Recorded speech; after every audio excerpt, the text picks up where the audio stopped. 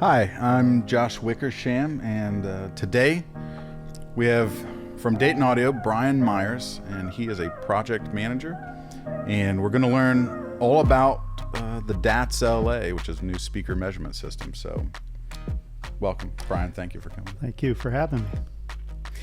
All right, so tell us, what is the DATS LA? The DATS LA derives parameters of loudspeaker, small and large parameters. It's the predecessor to that is the DATS V3. It was strictly a small signal parameter device. So you're talking about the teal small parameters. Teal small parameters, yeah. Before DATS, how were teal small parameters? How would you even get those? Well, you would get it, with an amplifier and a resistor, and before the DATS V3, there's other way with various equipment was used, and it's kind of a tedious way of getting it. When the DATS system came out, it made deriving small signal parameters quite easy, in just a few seconds. Just real seamless. Yeah. Before it was like a lot of arithmetic. Yeah, it does all that for you. Okay. So you mentioned the DATS V3, but let's stay on the DATS LA. So the LA stands for loudspeaker analyzer, right? That is correct. Okay. So what are some of the, maybe just the teal small parameters in case people don't know what those are? Yeah, those are all the technical specifications of a driver that can be used to build a box and matching drivers up with other drivers. When I say like matching tweeters or matching mid-ranges or woofers, and also for box design. Teal small parameters are used for that, box design. The DATS LA also, like I mentioned, does large signal parameters, and that's the beauty of the DATS LA. It has a built-in 100-watt amplifier that allows you to do large signal identification or large signal parameters. This is needed in today's, with the high-powered speakers and such that everyone has. Well, let's jump. We mentioned the DATS V3 and the DATS LA, and some people might be confused what one does versus the other. But maybe just can you list off all the things that the DATS LA does that maybe the DATS V3 doesn't do? Yes, the DATS LA allows you to first of all do large signal parameters. That's the big one, and also it allows you to do symmetry of BL symmetry, KMS, virtually all your parameters over excursion.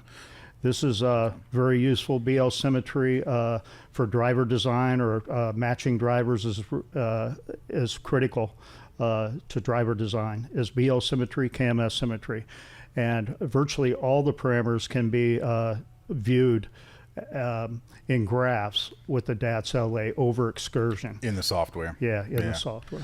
So tell me what is BL symmetry?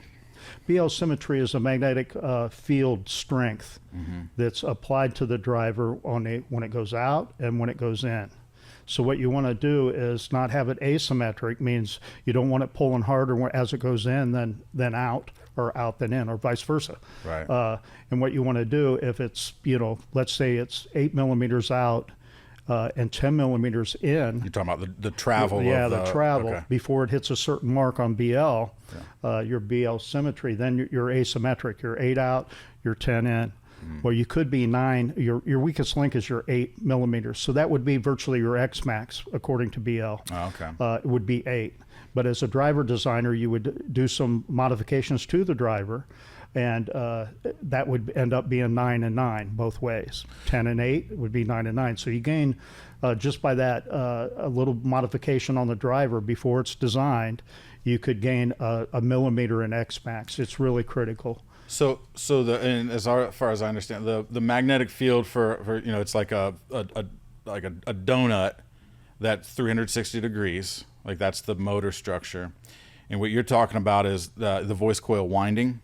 Yes. Centering that in that magnetic field. Is that correct? Yes. Okay. When voltage goes through a voice coil, it develops an alternating current and a magnetic field, and and which, with that being said, with a fixed magnet, then it moves according to the AC input. So in that scenario, you said you make adjustments. What adjustments would you make in that situation? You could extend the pull piece. You could add a. You could do some other things. You can move the actual placement of the voice coil on the former. So the winding on the where winding, it's actually you can placed. move it Okay. Slightly up or down. Yeah. That's doable. Increase the pull piece. You could do some other magnet changes to increase BL. You could change the magnet if you didn't. If you want to be flatter, you can make like a dual gap or a dual winding to make it flatter for longer on your BL symmetry. Right. Which is, all these designs have been out there, and that's what they use, is what they're looking at is BL symmetry. How long you can stay at what excursion, because as you push more air, as you play lower, you have to push more air, and as you play louder, you have to push more air. So it's all about how many millimeters you can push air, the volume of air you can push. A millimeter makes a big difference. Yeah, a millimeter can make a difference, yeah.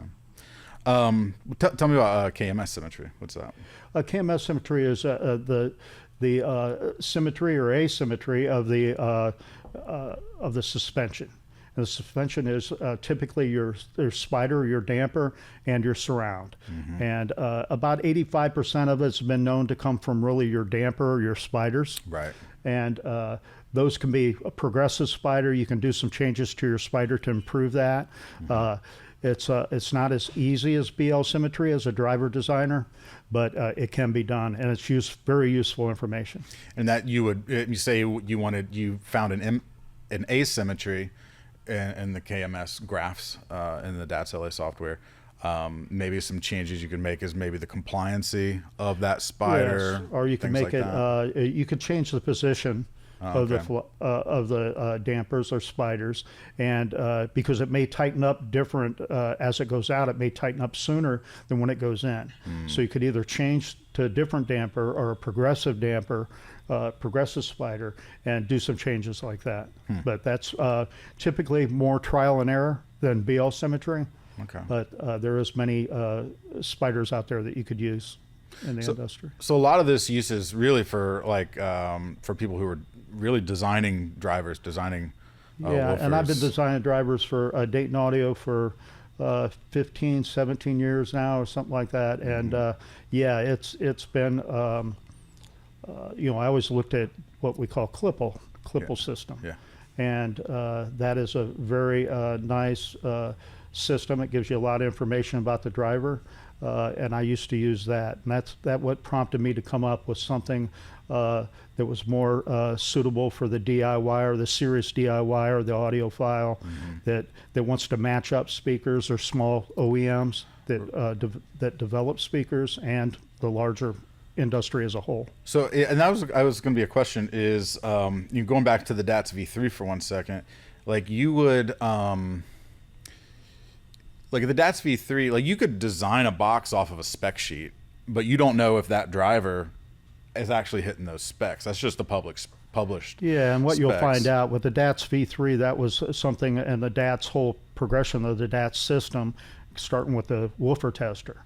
For many years, it revealed some of the inconsistent parameters listed by certain manufacturers, or just you get a bad driver. Right. You need to know what that driver is in your hand. The one you have in your hand, right? You want to define the parameters of that driver. And you said like the DATS V3, for verification against the spec sheet. The DATS LA, this is just basically understanding the, maybe limitations or what the driver's capable of. It reveals even more. Right. When you have the BL symmetry and the KMS symmetry, you can look at the potential of the speaker, the total potential. Teal small parameters gave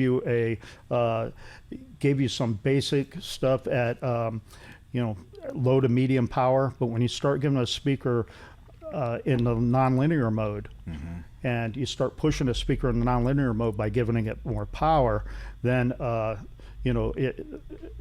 DATS LA would reveal certain parameters, why something is not doing as well as you thought, and what improvements might need to be made. Right. So if someone has had a DATS V3 for years, which that's been available for years, you said that the DATS LA reveals even more. And so that would, I mean, I guess that would be a reason for someone to pick up the DATS LA, is if they're really serious about speaker building, or even engineers out there that are designing. This is something that, it's just deeper insight into that particular driver that they're holding in the hands. Yes, it is. It's much deeper. For instance, in the last 4 years and 4.5 years of developing this product, I have learned more about loudspeaker behavior and the way parameters change due to power input and due to excursion, the way they change, than I have in my 30 years prior. Just in developing this. I see things all the time, every day, and I thought I was pretty well versed, but boy, this will reveal a lot that you said, oh, that makes sense, Right. But I never knew it happened that way. So it's very interesting. Very good learning tool. Give me an example of, like, are there, what are some of the things that you've kind of learned? Right. Well, you can kind of see how, of course, when you give a speaker more power, your resistance, or your RE, your resistance, your voice coil go up because due to heating. Mm-hmm. And when that happens, it actually changes your BL and your symmetry somewhat of your BL, and it changes your parameters. When the voice coil heats. And, with small signal, about a watt, or about a volt or so input, you really don't see that. But as you increase voltage to 1 to 5 to 10 volt, you can see how parameters are constantly changing at every voltage. And that's kind of like a real world scenario, because as a woofer's moving, that voice coil's getting, it's getting electric energy the whole time. Would be the voice coil would probably be warm in some instances. Now, it only takes, it doesn't take long for the voice coil to cool. That's where aluminum formers, something to wick away the heat. The venting. That's what and venting and all that come into play. But it will be warmer than at rest, without. And when that changes, and when you do a small signal parameter list, RE will be at rest. It's just a small signal, it never heated up. And what the beauty of the DATS LA is, it gives you the ability to, in between sweeps, it can be delayed up to like 600 seconds. So if you want it to completely cool down before your next sweep, and what it does a DC biasing. Right. Yeah. So actually, you're getting. I got a little list of questions here, but you're getting ahead. So let's actually. I want to actually know. Let's see here. Like, how does it work? I mean, it has a patent, right? Right. It does have patent. And you're named on the patent? Yes. And then another gentleman? Yes, John Murphy. Okay. We'll get into him in a second. But just tell me, like, I just got a DATS LA. I plugged. Tell me the experience. How does it work? How do you use it? Okay. First, you just do some simple calibrations. That's all it is. You plug it in via USB, and it works with hardware, software, just like the DATS V3. It's real similar to DATS V3 for the tens of thousands of people who already have that out there. Mm-hmm. The software is very similar. You'll get started in the same fashion. But what it does is allows you to take those parameters, the teal small parameters or large signal parameters, and import them into symmetry mode. And what you do there, you pick out your maximum voltage and how many sweeps you want to do in each direction. Okay. And what it does, it DC biases the driver and then runs a small signal sweep or a larger signal sweep. You can also pick the level of your sweep out. Like how many volts are going into that sweep? Yeah, how many volts. Okay. And what you can do is also you can print out when you're all done, and you get this symmetry graph of all your parameters over X, over excursion. And the important ones again are BL and KMS, but you get that. You can also print it out in a table and and look at how RE changed, how everything, all the parameters are changing and how they change with heating of the voice coil. You can set your delay for more time between sweeps, so your voice coil is not heating up so much. So you said that a couple times. Sweep. How many? Like so just so I'm following. The voice coil is at rest, and you say DC bias. So the DC is gonna engage that permanent magnetic field, and it's going to rise the voice coil up in the magnetic gap, and while it's in that DC bias state, it runs a sweep. Is that right? Yeah, it has a 2-second DC biasing with a 0.7 second sweep. I see. A normal sweep. 20 to 20K. Right, Yeah. and that's how it derives its parameters from each biasing, and each time it increases its level. And You mean the on DC end, biasing? Yes. So he's On going to the go out, up. and then it's going to stop, and that's going to go down. So it's going to it's running sweeps on the invert and on the out. And that's what will give you your symmetry graph. Got it. Yes, and so it's it's really accurate. It's above all, it's affordable. Yeah. And It's not as expensive as Klippel. That's for sure. Okay, so you're one of the inventors. John Murphy's the other inventor. Who came up with the idea? Well, I wasn't the first in the industry to think DC biasing. I mean, I think it was even 15 years ago I was thinking, well, let me just DC bias a speaker and run a sweep. It sounded simple, but you can burn up a lot of drivers, and it's hard to get an amplifier that can do both. Yeah. That's the beauty of this amplifier. It can DC and then run AC sweep. So it has two channels it works with, right? Yeah. And pretty unique. Who designed that was John Murphy. He's a physicist, audio engineer, pretty well known in the industry. Yeah. And he has some software on his own. And he's the inventor of our DATS system, or back in the our woofer tester back in the day. Did he do the software too? Yes, he did the software. And so I called him one day, and this has been about 15 years ago, and he was busy, and he's still working for pretty top secret stuff, I guess. Sure, yeah, and he didn't want to tell me, but he didn't have the time to do it. And I kept asking about every 6 months, keeping in touch, because he already had this product for us, this DATS V3, and it's selling well. So I keep him abreast on improvements on the DATS V3 and everything. But I kept asking about this, and finally he retired, and he said, that just might work. And that was about almost 5 years ago. And he'd been working it and perfecting it, and now it turned out to be something, again, I learned more about in the last 4 years about driver behavior than I did in my previous 30 years of thinking about. So you and John, you had 5 years of development for the DATS LA. Yeah. Wow. That's impressive. It wasn't an easy task. And mostly for him, I have to give him credit. He's a genius behind this thing. Yeah. Well, yeah, that takes a lot of brain power to. I mean, and he did the hardware too, right? He laid out the hardware. And laid out the hardware, software, and so together. So this was, I think. Correct me if I'm wrong. Was there a system like this that used a vacuum? Yeah, well, I've been informed that the DUMAX system, before that, the engineer or the inventor of the DUMAX system was trying to DC bias drivers and get it. And then he ended up using what's called a DUMAX system, which uses a vacuum to bring the coil out of that gap, to not actually suck the driver in and in both directions. Did it work? It did work. It was expensive and laborious process, I heard. I haven't used it. I've been using and looking at Klippel for Klippel's the other way, and they use a laser. Yeah. And they just use, I believe, large sweeps and certain tones to do it. But it's quite expensive and a laborious process as well.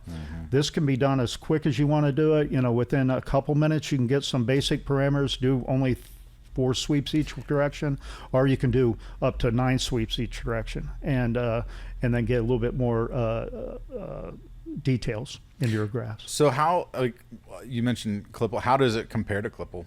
Well, Klippel, it's using a laser, and we have compared the DATS LA with the laser, and we're about 0.2 millimeter, plus or minus 0.2 millimeter.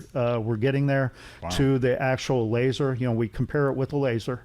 And we're trying to, dial that in. John is trying to dial that in every day to get it better and better and better. Yeah. But we only use an equation.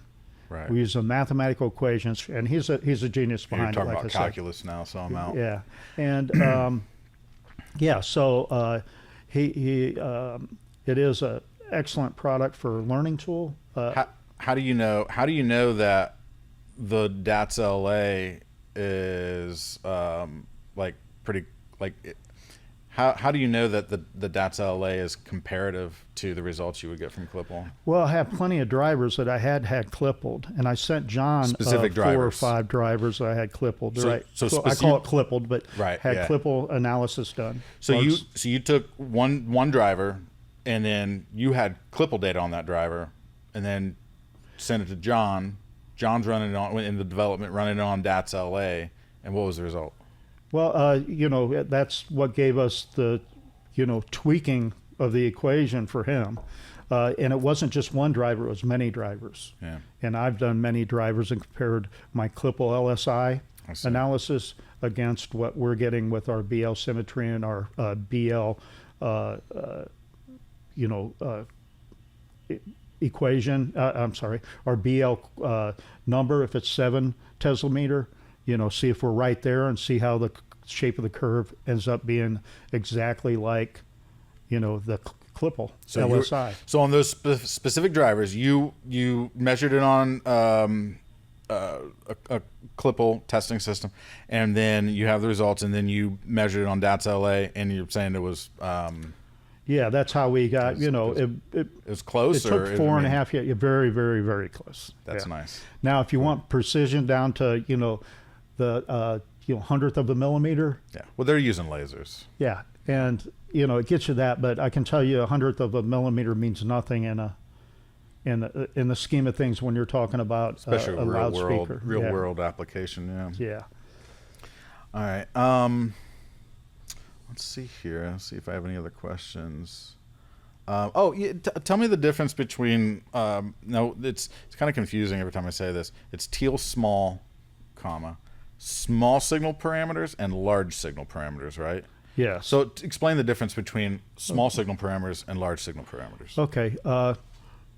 Typically, small signal parameters are typically in the past been about 1 watt input, where they test a speaker and measure a speaker. That's why you'll see 1 watt at 1 meter away on a lot of testing.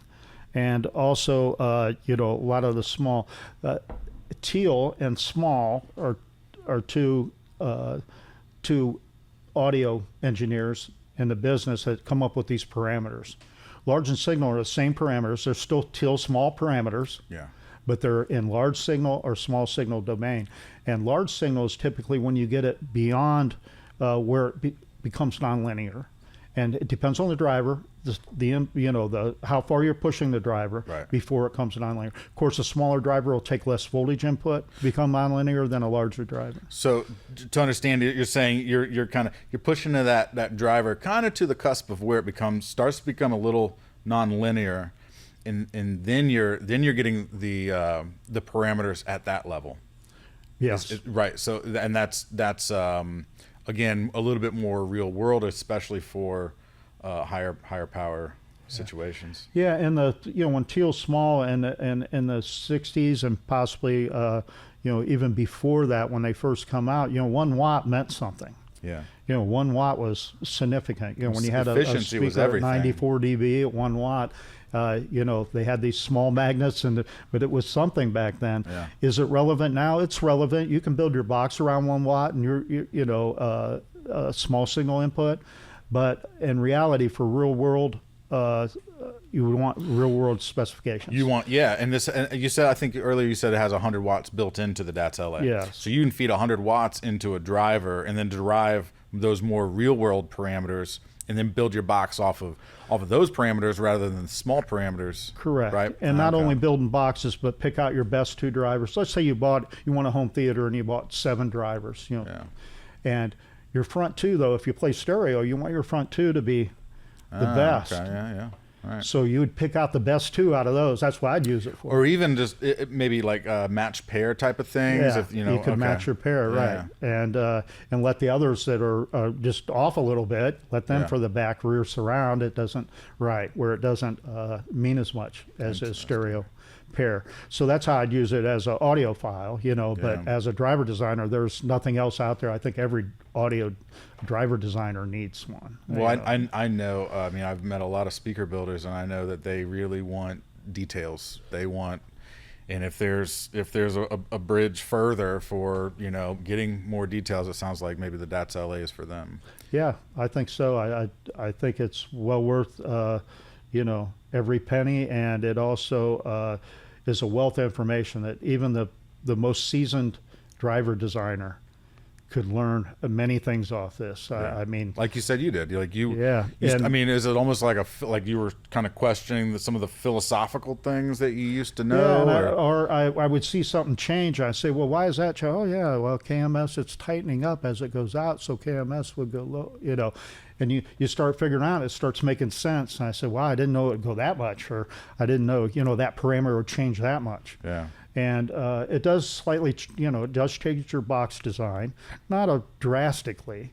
You know, it doesn't make it, you know, half as big or half as large, but it changes it. Yeah. And everyone would rather use real world specifications than, you know, than small signal, I think now. And there's really a following of that. Everyone will ask us for, you know, as a Dayton Audio driver designer, they all want to know what the clipple, what the BL was. They want to, you know, they're all getting familiar with large signal parameters. And this is one way for them to either verify that the Dayton Audio driver or the driver that they have is actually what they say they have. Yeah, kind of proving the spec sheet. Right. Yeah, or you know, revealing you know what's on the spec sheet. So who all should use the DATS LA? Well, like I said, every driver designer, that's for certain. Any serious audiophile who's a speaker builder, I think, could use this. And anybody interested in just driver design in general, like just how parameters, you know, change, and the behavior of a loudspeaker when it's under duress or under, you know, excursion, you know, as it's being excurred farther and farther and has more voltage input, things start changing pretty dramatically. Yeah. And then you wouldn't, you know, you would think so, and it makes sense, you know, as a you know, as a driver designer myself, it makes sense, but you didn't realize when you see it on a graph that, wow, it makes a big difference. You start losing all your BL, you know, as you get out of the gap. Right. You push that speaker far enough. Yeah, because again, it curves out, so you know, it's that magnetic force is, you know, kind of peeling away from the coil. Exactly. Oh. Well, I'd say I kind of learned a lot about the DATS LA. Is there anything I missed from your perspective as far as, you know, the whole reason I wanted to ask you these questions is that I'm sure I'm not the only person that has questions about the DATS LA. Yeah, I think some people get confused with the DATS V3 like they already have one. Yeah. No, this is a totally different animal. It took us a long time to you know, to develop this product. I think, and the beauty of it is a customer will ask for something, and if it seems reasonable, I'll ask John. So constant tweaking on the software, and that's what keeps around. Yeah, and that's the same way with the DATS LA. It's not going anywhere. It's only going to get better. Yeah, that's great. If you see anything that it could be improved, it's only going to get better because we're all. I know Dayton Audio as you know, the DATS V3s, you know, really well received, and you know, hopefully you know, they get a lot of love on the DATS LA too. That's what we're hoping. Yeah, well, great. Well, thank you, Ryan, for thank you, explaining all that to me today, and thank you all for joining. Thank you.